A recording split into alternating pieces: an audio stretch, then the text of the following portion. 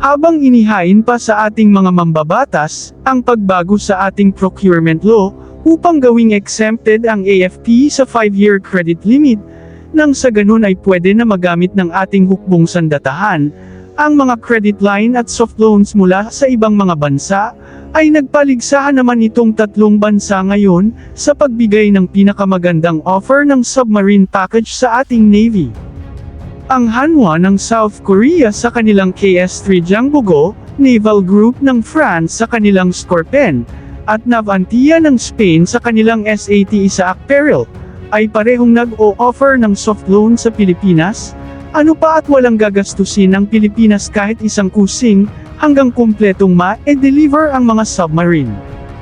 Ang maipagmalaki ng Jangbogo-class submarine ng South Korea, ay wala sa weapon capabilities nito, kundi nasa mga baterya ng submarine na ito.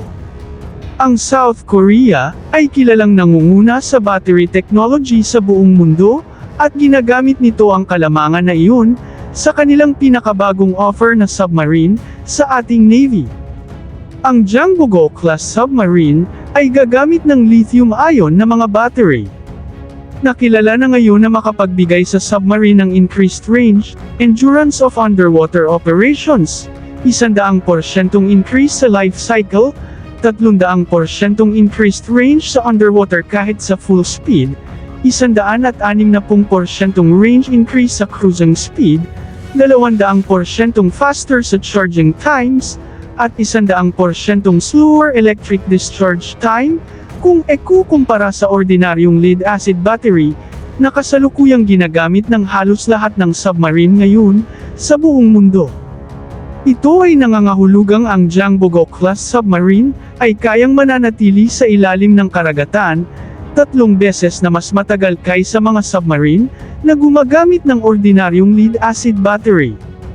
At kung kailangan ng 2 araw na paglutang ng isang submarine na may lead-acid battery upang i-recharge ito, sa Jangbogo submarine, ay 1 araw lamang ay fully charged na ito, at kaya na naman itong mag-dive ulit sa ilalim ng karagatan. Ang Jangbogo-class submarine ay may habang 83 meters, may bigat na 3,000 tons, armado ito ng 8 heavyweight torpedo, at 6 na harpoon missiles para sa surface strike capability nito. Kumpara sa mga kalaban nitong Scorpene at SAT Isaac Peril, siya ang may mas kakaunting armaments, ngunit siya din ang pinakamura. Kaya kung cost ang concern ng ating Navy, siguradong siya ang mapipili. Samantala, ang France naman sa kanilang Scorpene submarine, ay may matagal ng ugnayan at magandang relasyon sa Philippine Navy. Ang mga Navy personnels natin na siyang mag-o-operate ng mga submarines, ay sa kanila nagsasanay, at Scorpene submarine mismo ang platform na kanilang sinasanay. Ibig sabihin, nakahanda na ang ating Navy na mag-operate ng Scorpene submarines. Ang Scorpene ay may mas maraming Navy sa buong mundo na gumagamit nito, kaya subok na itong maasahan, at patuloy pa rin ang mga bansa sa pagbili nito, tulad ng India ngayon, na nagdagdag ng marami pang Scorpene submarine sa kanilang fleet, at may balitang ang Scorpene ay pwede na magdala ng BrahMos missiles, para sa kanyang surface strike capability. Ang Scorpene na ino-offer sa Pilipinas, ay may habang 83 meters, at bigat na 3,000 tons. Armado ito ng 8 torpedo, at 10 missiles para sa kanyang surface strike capability. Ang France, ay kilalang eksperyensyado, sa pag-build up ng submarine force ng mga bansa, na nag-uumpisa sa pagiging wala, tulad ng Pilipinas. Marami ng mga bansa ang tinutulungan ng France, upang makabuo ng formidable submarine force, kaya kung ang hanap ng Pilipinas ay maasahang partner sa pagbuo ng kanyang submarine fleet, ang naval group ng France ay ang dapat niyang piliin. Sa kabilang banda naman, ang SAT Plus Isaac Peril ng Navantia ng Spain, ay nag-o-offer ng submarine na halos pareho lang sa Scorpene submarine, maliban sa mas may stealthy features ito, na mas mahirap i-detect kesa mga kakumpetensya nito. May night strike capability, na kaya nito magsagawa ng strike mission kahit sa gabi, sa pamamagitan ng pagpasok sa teritoryo ng kaaway, at magpakawala ng kanyang mga missiles, at agad namang magtago upang hindi madetect. Ang SAT Plus Isaac Peril ay may surface strike capability gamit ang kahit alin sa submarine-launched Harpoon surface-to-surface missiles, o ang pinagkakatiwalaang surface-to-surface missiles ng Amerika, ang Tomahawk.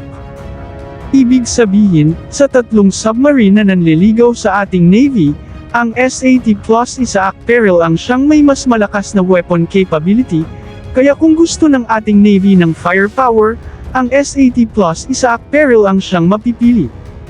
Ang Navantia ng Spain ay may mas komprehensibong submarine build-up planning para sa Pilipinas, kesa dalawang kakumpetensya nito. Ano pa at kahit sa Leyte ay kasama sa gagawa ng submarine bay facility, maliban pa sa mga facilities sa Luzon, dahil sa strategic location nito.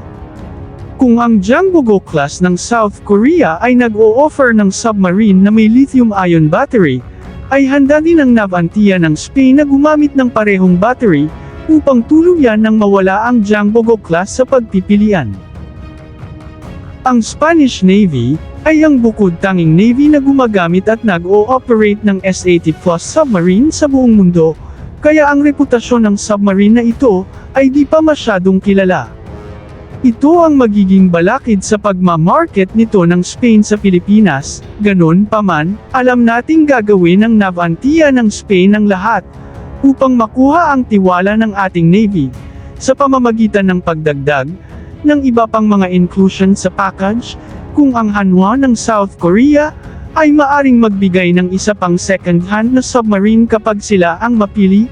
Ang Navantia ng Spain ay pwedeng magbigay din ng mga ganitong inclusions kung gusto nilang umangat sa kompetisyon. Ang tatlong mga submarines na ito ay parehong tatanggalan ng air-independent propulsion system na siyang magbibigay sana sa submarine ng capability na mag-charge ng kanyang battery kahit nakalubog sa ilalim ng tubig. Kapag may air-independent propulsion ang isang submarine, ay mas makakatagal ito ng mas napakahabang panahon sa ilalim ng tubig, upang mas mahirap itong madetect kahit sa oras ng labanan. Kapag walang air-independent propulsion system, ang submarine ay kailangang lumutang mula sa ilalim ng tubig, sa oras na maubos na ang kanyang battery, kahit may kalaban pa sa itaas, at ito ay napakadelikado kung ito ay nasa gitna ng pakikipaglaban.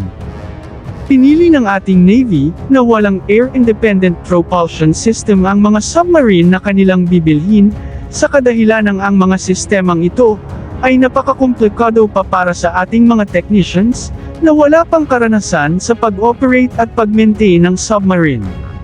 Kaya naman, ang ating Navy ay kailangang pumili kung alin sa tatlo ang may pinakamagandang offer at ang pinakaangkop sa kanilang pangangailangan.